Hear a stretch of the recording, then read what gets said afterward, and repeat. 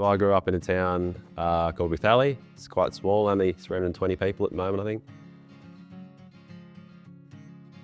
Mostly farmers in the area that sort of make up the township.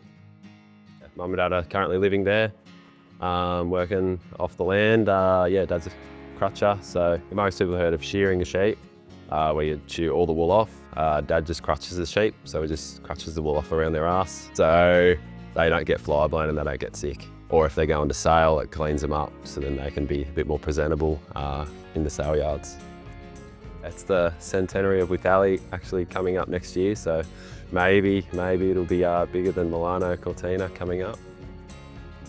I've always loved playing AFL. Still remember I was kicked back in the day at West Wyalong, where we used to live. I think that's where I first chose to go for the Bombers. Back then the Oz kids chose between the Bulldogs or Essendon Guernseys. I don't know, I can still sort of just remember picking up a Essendon Guernsey and sort of going for them from then on. I've just always loved being in the ruck, being in the action and being in the thick of it.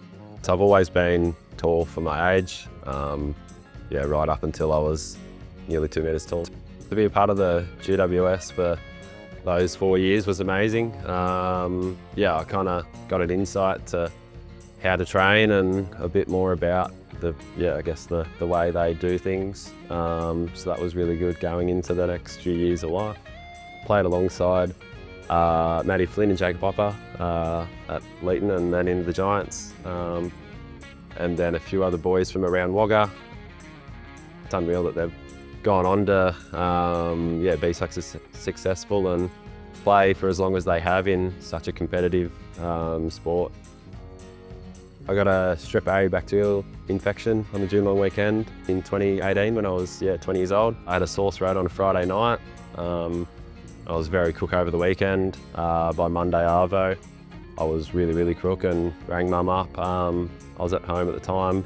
It's about 40 minutes from hospital. I said, look, I'm going to hospital now. I'm too crook. I can't get comfortable, can't go to sleep. So if you could come over, that'd be good. And a couple hours later, I was in a coma. Yeah. I was in and out for about 2 weeks, and they brought me out to tell me that I was going to lose my legs and my hand.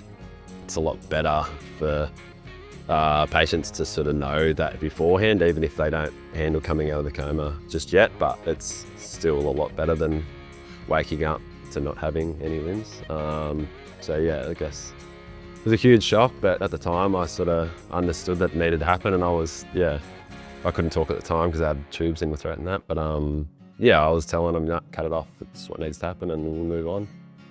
It's a pretty low point, but it's also a new beginning for where I'm at now. So it's not for the better, it's not for the worse, it's just what had to happen, I guess, and moved on and made a life of it, so it's all good.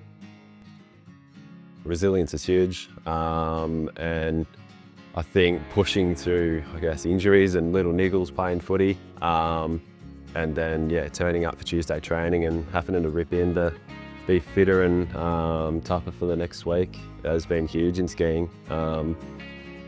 Skiing is pretty relentless. Like you're out there 3 or 4 days and then you get 1 day off where you quickly recover for another stint. So it feels like you're just constantly training. It's super tough.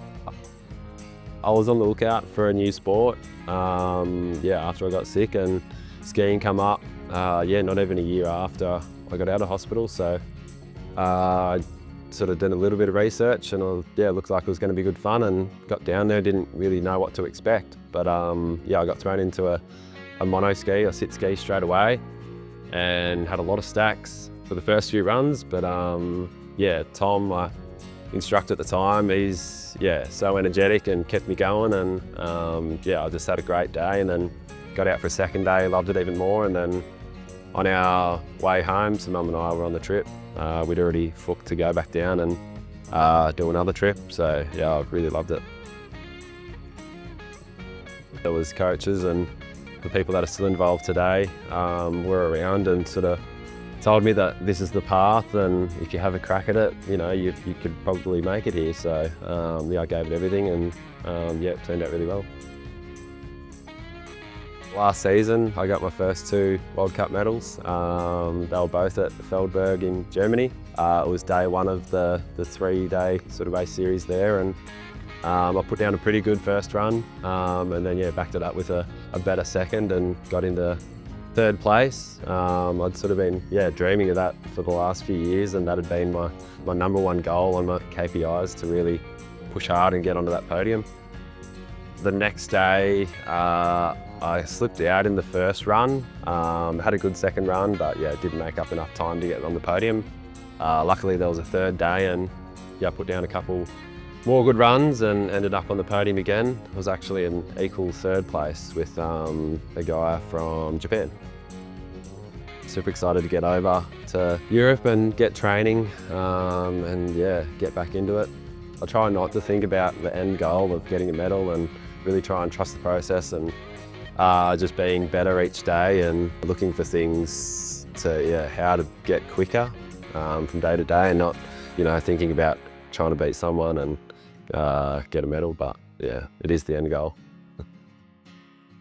From my story, I think that would be probably resilience. To just keep moving on when things don't go your way.